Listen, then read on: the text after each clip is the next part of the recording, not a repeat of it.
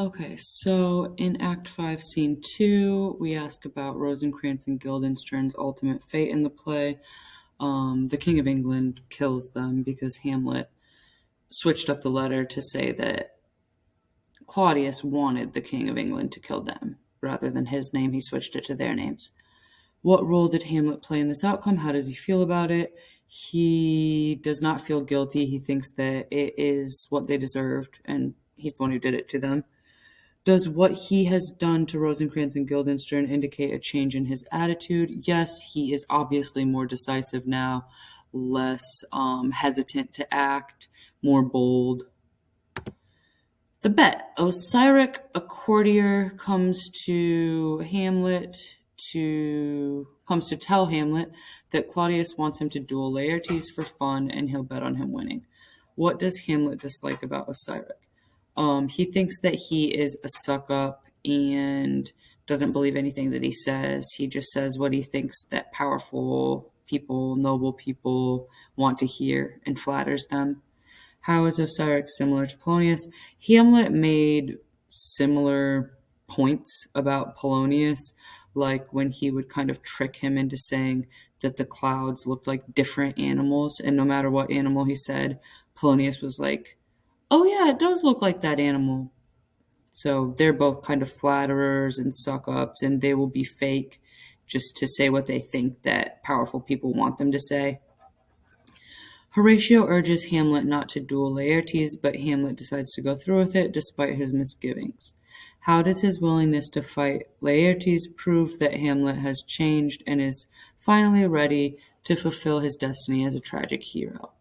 Before he was slow to act and overthought everything and couldn't get himself to take action even when he thought it was right. And now he knows he might look stupid because he knows Laertes is a really good sword fighter, but he doesn't let that stop him. He's just like, okay, this is in front of me now, so I'll just do it because whatever is in front of me is what's fated for me to do, so I'll just go through with it without overthinking it or whatever. So this proves that he isn't stuck in that passive, hesitant mode, like of being scared to act that he used to be in. He's not afraid to act anymore. So just before the fateful fencing match, Hamlet tells Horatio, "If it be now, 'tis not to come. If it be not to come, it will be now. If it be not now, yet it will come. The readiness is all. Since no man of aught he leaves knows, what is it to leave betimes? Let be." He's saying that whatever is meant to be will happen, so why worry about what's going to come next? Even if you die, even if what's coming next is death, it was just either fated to happen or not happen, so there's no use worrying or overthinking. A lot of people argue that when he starts talking like this, it shows that he is nihilistic now, but the fact that he decides to kill Claudius in the end makes me think that he does think that what we do matters. So it matters enough to kill someone to get justice for his dad, to get his revenge or whatever you want to say. And so if something matters like that, if it matters to get justice for your dad who was murdered, then you can't be said to be a nihilist. At the end, there are 8 deaths in Hamlet, like from the beginning to the end, if you don't count the murder of his dad. If you count the murder of his dad, then that's 9. But some things to think about. Have any of the characters brought about their own deaths in some way? Are any of them innocent victims? What should we learn from each death? You might want to think about to what extent some of the characters deserved what happened to them and who was like more or less deserving. So maybe like it's kind of Ophelia's fault what happens to her because she didn't have to betray Hamlet in the first place. And maybe things would have gone differently if she didn't. But she's also young, naive, um, and it seems like she didn't really deserve the terrible ending that she got. Or like Rosencrantz and Guildenstern, they didn't have to betray Hamlet, but maybe they thought they were helping him and didn't really see it as a betrayal. They didn't really know what they were getting into, so it seems kind of overly harsh that Hamlet gets them killed. Polonius, yeah, he was like being meddlesome and sneaky, and he's kind of like annoying at times, but he also is pretty likable and funny and has some good advice and throughout the play. So we kind of think it went too far for him to be killed as well. Even if, again, he sort of brought about his own death, just like sort of Rosencrantz and Guildenstern did, just like sort of Ophelia did. Um, obviously, King Hamlet didn't really do anything to deserve to be murdered by his brother. Um, but I don't know if he counts because he didn't get killed during the play. Maybe Queen Gertrude kind of deserved it, maybe not. Depends on whether or not you think she was in on her husband's death and getting Claudius the throne. Um, Claudius probably deserves it more than anybody else. Um, but we did see some conscience in him when he was praying or trying to pray in the chapel. So, there's kind of shades of gray for everybody. You can even think about like Laertes.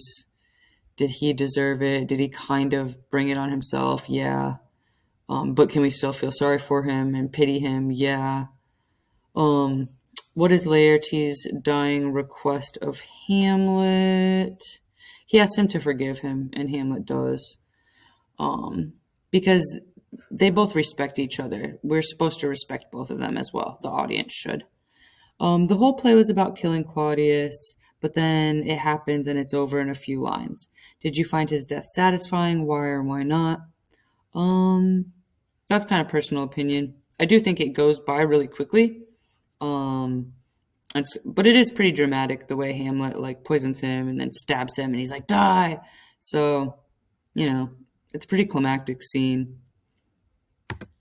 Falling action.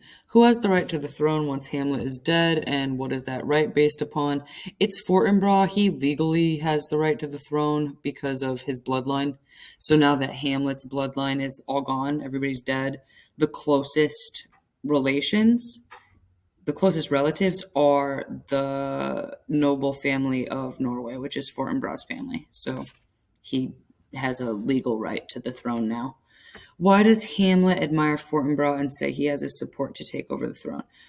He sees Fortinbras as being brave and decisive and honest and good.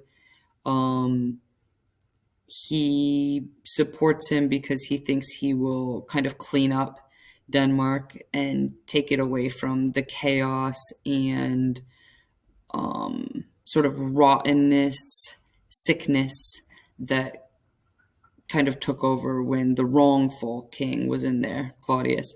He thinks Fortinbras is a good, upstanding leader, a decent man, and he has the right to rule. So he'll kind of like fix Denmark and bring it back to good. Near the end, when Fortinbras enters with the English ambassadors, we find out that the King of England followed Hamlet's fake orders and killed Rosencrantz and Guildenstern. Did these two men deserve to die? This is up to you. I think if Hamlet is 100% right and they were just sucking up to the king and queen and trying to get favors and power by doing their bidding and thereby throwing their friend under the bus to get that, then they're bad. I don't know if I think they should die.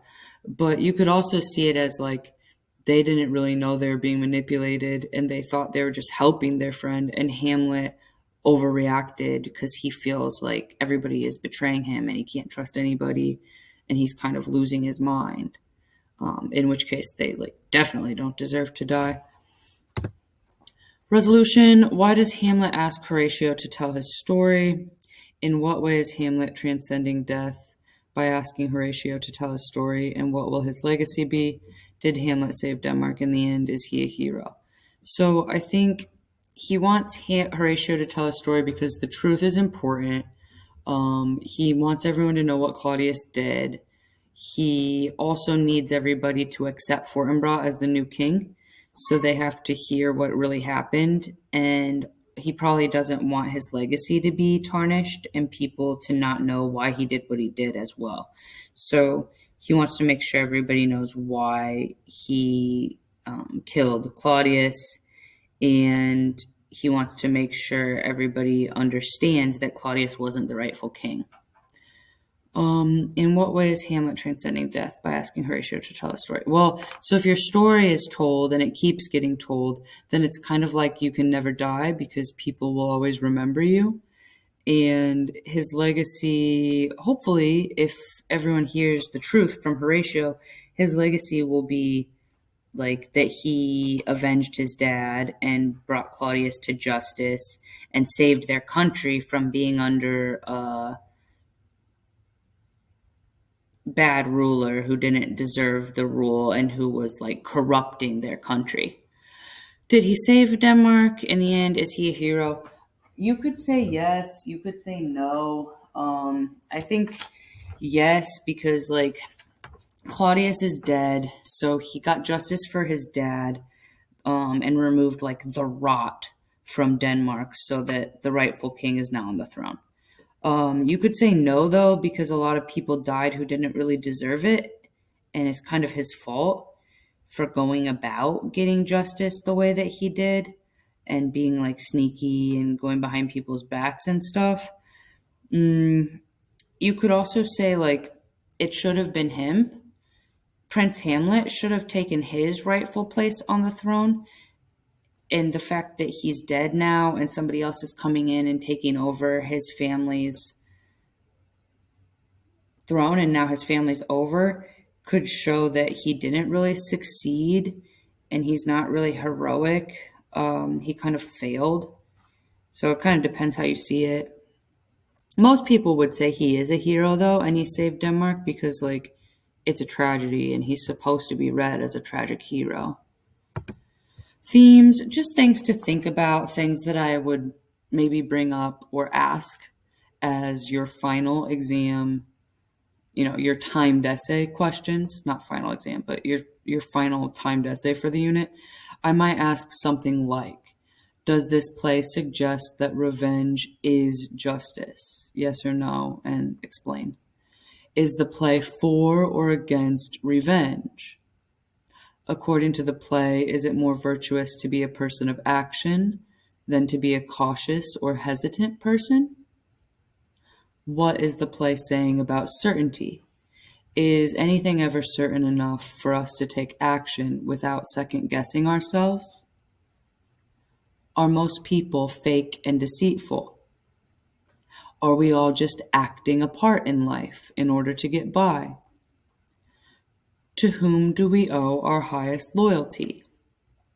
Our lovers, our family, our friends, the state, ourselves? What should we do when our loyalties are in conflict? Back to another theme that I might ask you about, the appearance versus reality theme. Notice and just think about, because this could be a good test question, how throughout the play, characters are driven to cruelty, dishonesty, and madness, like they go crazy when they can't figure out the truth. Some ways that this shows up: not being sure about whether the ghost is telling the truth about Claudius murdering King Hamlet. Ophelia not being sure whether she can trust Hamlet when he says he loves her, or is he just kind of tricking her and he'll just use her and never really marry her. Different people throughout the play wondering if Hamlet is actually crazy. Claudius especially, but Claudius and Gertrude wondering if he's a threat to them. Is he going to kill them? How much does he know about what they've done? For the audience and for Hamlet, has Gertrude betrayed King Hamlet, or is she pretty much innocent? Remember, too, on the same kind of idea, In the play, Hamlet worries about being deceived by others. So he worries that he's being deceived by the ghost, by Polonius, by Ophelia, by Gertrude, by Rosencrantz and Guildenstern, by Claudius. He thinks that they are tricking him, betraying him, doing stuff behind his back, not being honest with him. But you should notice that he also is very deceptive and tricky throughout the play himself. Like, he's acting crazy when he isn't because he thinks it will buy him time so he can figure out what's really going on with Claudius and then make a plan against him without Claudius suspecting that he's a danger or that he knows anything. Um, he's tricky when he uses the play within a play to get Claudius to come watch it and see how he reacts to it. You know, he's not being honest and upfront with that. And it's true that Polonius, Ophelia, Rosencrantz, and Guildenstern, it's true that these people are also being sneaky and fake.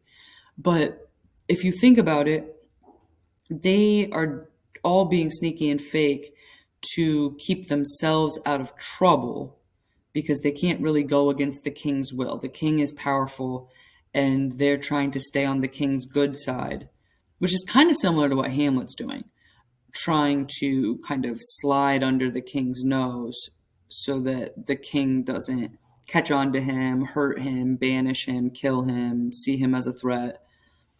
So, like, Hamlet feels like all these people are just cruel, terrible, disloyal people, but they have their own reasons for thinking that they should kind of do what they do. And Hamlet has good reasons for being sneaky too. Is it fair for Hamlet to be so angry with Ophelia and Rosencrantz and Guildenstern when he also finds it necessary at times to deceive people? So, like, he's mad at Ophelia for acting like she never loved him just because her dad told her to do it. And he's mad at her for helping Polonius and the king spy on him. But, like, he's fake when he exaggerates how angry he is towards her in Act 3, Scene 1 to make everyone think he's just crazy because she doesn't love him anymore. So he kind of uses her and be's fake too. Is it important to note that all of these lies and deceptions lead to the tragic demise of all the characters involved? Yes. So most of the people who die because they were being sneaky and deceitful. We don't know for sure if Gertrude was like a sneaky liar. Maybe she was in on killing King Hamlet, maybe not, but she could be one of those two. Some other examples of appearance versus reality. Denmark appears politically stable, but is it? King Hamlet appeared to be bitten by a snake, but he was really poisoned. Claudius pretends he's grieving for his dead brother and really cares for Prince Hamlet, but he actually wanted both of them out of his way. Claudius pretends he's worried that Hamlet's going crazy, but he's actually worried about himself and whether or not Hamlet knows what he did. Laertes acts like he's an honorable guy during the duel, but he's really plotting to poison Hamlet. Then we have some study guide questions that we already went over in class.